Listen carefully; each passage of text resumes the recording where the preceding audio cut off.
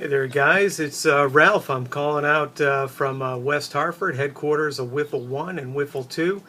I thought I'd have a little fun. Originally, I was using the My Fantasy League trash talking video site, and I tried to upload a video that was about 12 minutes long, and it cut it right down to a minute. So I figured, if that's going to get pared down, a lot of what I have to share is not going to fit in the time. So I moved over to YouTube instead. I created a channel for us, and it's something that I know we can all access. I'll send out the password and the email and all that, and we'll figure out how to co-use this. In the meantime, what I thought I'd do instead of trash talking, which really wasn't my plan, is I thought I'd share a little bit about what I'm seeing in terms of how people are going to do for the upcoming 2014 season. I'm going to begin with WHIFFL 1.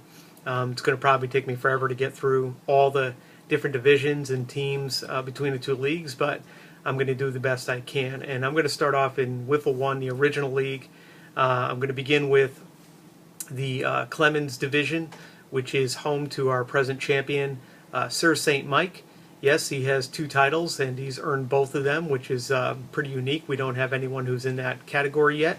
He's the only one, which is the definition of unique. In any event, I'm going to begin with his team. I'll give you a little rundown of what I see, positive and negative, and I'm going to let you know where I think he's going to finish. At least within this division. I'm not going to give you the full who's going to win what in terms of titles yet. I'll probably hold off on that. So let's begin. Penn Valley Panthers, dominant team for a long time, and they've got some pretty good pieces to work with. Drew Brees right off the top of my head. I do have a little cheat sheet here, by the way. He does have Drew Brees. He's been phenomenal for him over the years, no doubt about that. One thing I am pointing out, though, is he is 35 years old, and that is a age where he could possibly break down, become injured. He's not a particularly big guy. We always see him up on his tippy toes when he tries to make those throws. It's a little funny, but he gets the job done. In any event, he could be knocked out this season. We hope that doesn't happen, of course. We like watching good players play, but you never know. So that's something to be concerned about. On the running back side, he's got solid quality starters in Jamal Charles and Eddie Lacy. Lacy was a great pickup for him last year. He's a productive back. Both guys are highly productive, and they'll probably continue with that pattern. No reason to see they wouldn't. You've got, for receivers, you've got a little bit of concern here. I see some aging receivers in Wayne and Gates, of course. And Dwayne Bowe, I have question marks about, only because he's been inconsistent over the years. He will sometimes show these great flashes. He's had a good season here and there, but a couple of years in a row now, we've not really seen a lot from him, at least not what's expected. I think with those receivers, there's some worry there. Then you add in Gronkowski. Yeah, no doubt about it. He is a phenomenal talent on the field, but that's his issue. Can the guy stay on the field? I would bet money that he can't. I just have this feeling with him that he is going to always be dealing with some type of injury. He'll try to play through, and he'll injure himself only more. He's a massive body, no doubt about that, and he runs through people. That's part of his problem. Just being big, I think, is part of his problem. When he hits the ground, that weight on his bones and his muscles is possibly too much. Maybe I'm making something out of nothing, but so far the track record has recently shown that he is an injury risk. On the defensive side, we see something similar in terms of age. You got an older guy running a team. Sorry, Mike, and I don't mean to drag out your age, and I'm not going to say what it is, but you've been semi-open about it. You're an older guy, and I think you see those older guys, and you got a little affinity for them. But the fact is, they all produce for you, too. But when I look at your defensive side, I see Briggs, I see Burnett, and I see Greenway. I see 3 guys who are getting along in the tooth. They've been phenomenal players. Every week they've given you what you needed and more. And this year could be the end of it for them. We could see a complete decline, especially in Briggs. He's nearing definitely the end. I don't know how much more he's got left in him, but we'll see. So that's a concern. On the whole, it's a decent team. I'm surprised, actually, when I look at it, that it's won the division. You had some competitors that had a down year. I think that really helped you. Unless you draft well and trade well, I see trouble ahead for the Penn Valley Panthers. I don't see a repeat in that division as a title holder. Do you make the playoffs? I'm going to hold off on that too. I see a new person in that position, and we'll get to him in a few minutes. Let's talk about Skyriders. James, You've had a tough go. You inherited one heck of a crappy team. No other way to say that. It's not very good. It wasn't very good. You've improved it some, but I don't think you've improved it enough. I do like your quarterback situation, Dalton and Palmer. You paid a mint to get Palmer. I understand the rationale why you would do that. If I was in your boat, I might have done something similar. Palmer can put up points. He could throw a lot of interceptions too. He can break down. Who knows? He's getting older. But you needed a quality backup, and you landed that guy. Dalton seems to be pretty good fantasy-wise. Would I want him running my team in real life? I don't know, but he seems to get the job done well enough on the fantasy boards, and that's what we care about, right? We've got a running back situation that I would say is kind of underwhelming. You got 4 guys: Andre Brown, Sean Green, Roy Haleu, and Dennis Johnson. All these guys at one time or another have shown something, but they've never really lived up to what everyone kind of hoped for in them. It's a 4-back committee. Not one of them would be in the upper echelon, I think. You're just kind of plugging holes and doing the best you can with these guys. So you're going to have to look to draft something better. On the wide receiver side, you got one absolute mega stud, Alshon Jeffrey. He's a stud. He's a phenom, and he should continue that pattern. Everyone says so. There's no reason to think otherwise. Terrence Williams was a good pickup in the draft. He's definitely an improving player. You got to like that he's with Romo in Dallas. Can he take the next step? Long pause here. I don't know. I'm not sure about that. I think he can step up. I don't know if he can take the next big step, but we'll see. Definitely a good player to have, though, and roll the dice with and see what he can do. After that, you've got 4 guys that are all about false promises: Ruben Randall and Brandon LaFell, Eddie Royal, Brandon Gibson. All 4 guys, again, like running backs, they were supposed to be somebody. They were supposed to be some kind of dark horse in the last few years, and they've not done any of that. And so those are guys that you're filling in, and you're hoping something pops for you. It doesn't look like it's going to. Next, I would say the tight end spot, you had a couple nice surprises. Charles Clay and Greg Olsen, they put up really good points for you over the course of the season. If they hold up and do the same, then that helps your offense a lot because, as I've covered here, you don't have a great deal to work with. On the defensive side, Ansah, you picked early, and I remember specifically, I pay attention to what people put in their emails when they make their draft picks. You picked him because Mike picked him. Your rationale was, if it was good enough for Mike, it's good enough for you. And there's nothing wrong with that philosophy. Mike has shown that he can pick him. He's shown he can win. It's a good strategy. It did not pay off for you, at least last year. He was a very big disappointment from what he was projected to do. He should improve. He plays, unfortunately, on a team where there's a lot of guys who can gobble up points from him. So I don't know what to expect from him. I do expect better, but I don't know if I expect what his draft spot suggested it would. His draft spot suggested he would be earning. So we'll see how that turns out for you. Your linebackers, yeah, another big mess here. Sorry, but I'm looking at 4 guys, and the best of them is Zach Brown. When Zach Brown's your top guy at linebacker spot, yeah, you got problems. You got to work on that. I'd say your cornerbacks and DBs, it's just the same thing. We've got vanilla guys. They're guys that are not poor enough for you to cut. They're not really good enough for you to even keep. You're kind of caught in between. They're just plugging holes. They're just chugging you along. You got a lot of work to do here, James. We gave you a bad team, not by plan. That's just what was abandoned and what you inherited. You're going to have to work real hard to make that a better competitive team in that division. So good luck to you. And let's move on. Let's talk about, who's next? I'm getting my divisions mixed up. Sorry, gentlemen, you have to bear with me on this. All right, Jayhawks. Sorry, how can I forget Matty Wolf of all people? You and I have been trading a lot of funny emails the last couple of years. Glad to sort of reach out to you this way, and I'm going to cover your team, and I'm being pretty honest here, like I have been with everybody already. I see some good things, and I see a lot of things that you got to worry about. Your quarterback, Nick Foles, you got a real nice, pleasant surprise in him. Some of us actually knew he was going to be a pretty good quarterback. Right here, buddy. I drafted him, and then I went and I traded him, and I did ask for a first and second in WHIFFL 2.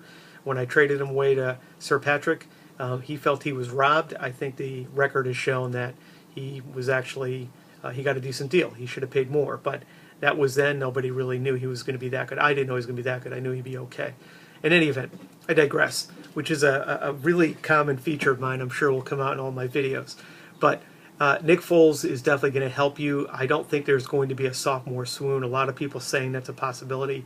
I disagree. I think he continues on his pace, maybe a slight dip, but I think you're going to see some good weeks from him.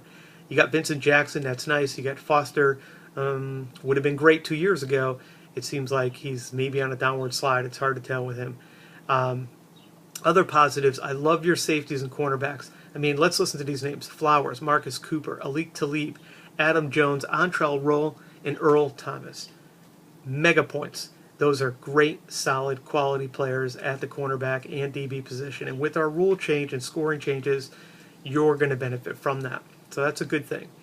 When I look at your linebackers, I got a mixed bag here. I love Carlos Dansby. He continues to be a productive player no matter how old he gets. It's incredible. He's a great guy to have in a field until he, of course, finally gives out. We'll see how much longer he can go. You have Von Miller, Tom Bahali, and Terrell Suggs. Now, those three, they're all big names, but they're after the quarterback type guys. If they don't get the sack, they're not going to give you much, and that's a problem. When you got feast and famine type players as your 2, 3, and 4 linebackers, you're going to have some real lean weeks, and I'm sure you've already seen those. So you need somebody a little more steady in that spot. When I go back over to the offensive side and I look at receivers, I mentioned Jackson already. After that, I'm looking at the two Smiths, Steve and Torrey Smith. I like Torrey Smith. I don't love Torrey Smith. He's kind of a one-trick pony. He goes deep and he either gets the bomb and he gets some big points or he doesn't. I don't really even see them changing that out in Baltimore. That's his bread and butter, and that's what they want him to do. So when he scores, awesome. When he doesn't, oh well. Steve Smith getting long in a tooth. He's going to a new team. A team that needs him, but he's been productive a long time. You need more at that spot. So you've got some work to do for sure on the linebacker side of things. I would even say the DE and definitely at wide receiver. So good luck with the drafting there. Don't see you taking this division, not this year, unless you have a real long streak of great trades, which you have been having in baseball. We'll see how it goes in football. Now I'm over to Green Machine.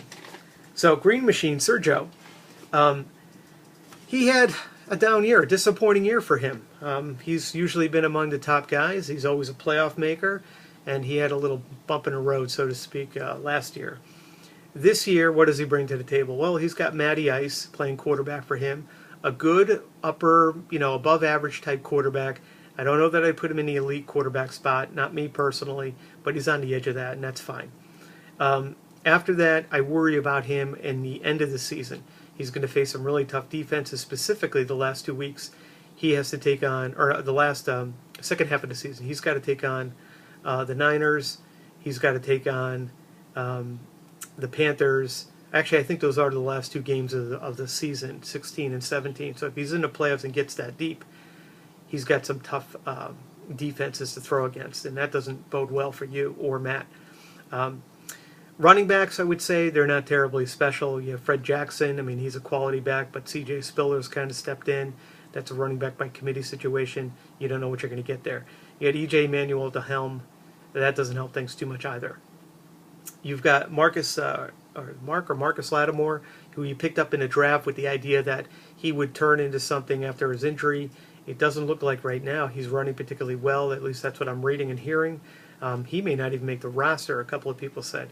Now, I disagree with that because the 49ers have put a lot into him. I think he does make the roster, but they also picked some other backup rookie running backs to compete, and so that becomes sort of a mess for him. I don't really see him blossoming this year in San Francisco, so you're in a little trouble there. Jonathan Stewart's another. He didn't have a great year last season. Let's go look at your wide receivers. This is where you really stand out. You got Fitzgerald and Megatron, Roddy White, Wes Welker, and I'm going to throw in Julius Thomas, even though he's a tight end. He's really a receiver. That's 5 absolute studs running down the field, creating havoc and getting points for you every week. 5 guys anyone in our league would want in their team. You're doing well there. I kind of like the dark horse in Stedman. I had him in WHIFFL too, although I did drop him for another player. He could turn into something, maybe not. He's kind of a possession type. We'll see.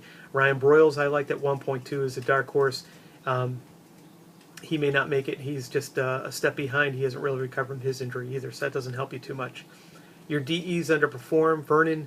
Oliver Vernon, What he came out of nowhere to give you 30 points last season. He's your big guy this year again. I think even with the two guys out of New York, they seem to be underperforming. That defense is in a little bit of trouble. If it turns around for those two, Kiwanuka and St. Pierre or St. Paul Pierre, great for you. But who knows? You need two guys on DE always to really be competitive in this league. Right now you've got one guy, and he's only shown it for one season. We'll see what happens. Linebackers, you've got that group that I would call that IDP sort of unknowns. If you've got a really big, deep league, these are guys you know. If you're in a shallow league or you don't even play IDP, you have no clue who these guys are. Butler, Roach, Daryl Smith, and Tulloch. These are all guys who are great to have on your team. They put in steady points. They get the job done. There's nothing wrong with having these guys. They're all relatively cheap, but they're not guys you commonly know. I do see some problems in Nick Roach and Daryl Smith. Can they hold on? They're getting along in the tooth also. That could be a problem for you. And then cornerbacks, I would say your cornerbacks are just okay. When I look at their points overall, they're not terribly great, but with the rule change, you might see a bump up for sure in how they produce. I think you get some work there. So bottom line for your team, what I really like is that you have 3 #1 draft picks. You have a proven record at the draft. You've shown year in and year out you can draft good guys. You rarely make mistakes in your picks. That's totally to your benefit. I think after the draft, when we look back at your team, we're going to see a pretty scary team here. And I'm going to go with Sir Joe as the Clemens division title holder come season's end. Yep, you got to get through Sir St. Mike. That's not an easy challenge, but you've got a proven track record too. I think you're going to pull that team together. I think everything's going to work out. And I think by the end of the season, you're going to be on top going to the playoffs. And Penn Valley Panthers will be runner-up. Where he ends up, we'll have to see. Okay, so that takes care of the Clemens division. I'm going to come back with you with another division. I haven't taken a look yet, but that'll be in a few minutes. And you'll notice I'm wearing our soccer Team USA shirt from a few years ago. Good luck to those boys. Hope they win. That would be an incredible defeat of Belgium. So take care, guys, and looking forward to your videos too.